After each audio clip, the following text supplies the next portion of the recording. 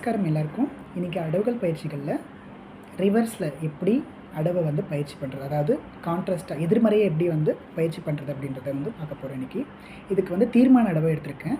தை திதுத்தை தை தை திதுத்தை தை தை தை திதுத்தை அப்படின்றத வந்து தக்கத்திக்கு கிடத்தக்க தருக்கெடுத்தோம், தா கிடத்தக்க தருக்கெடுத்தோம், கிடத்தக்க தருக்கெடுத்தோம் அப்படின்றதுல பொருத்தி பார்க்க போகிறோம். அதாவது நம்ம சொல்கிறத வந்து 1 to 3 அப்படின்றதையும், ஆனால் நம்ம தட்டுறதை வந்து 3 to 1 அப்படின்னும் தட்ட போகிறோம்.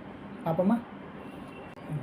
குதக்கத்தி குதக்கத்த திங்கின தும் திங் கிண்ண தும்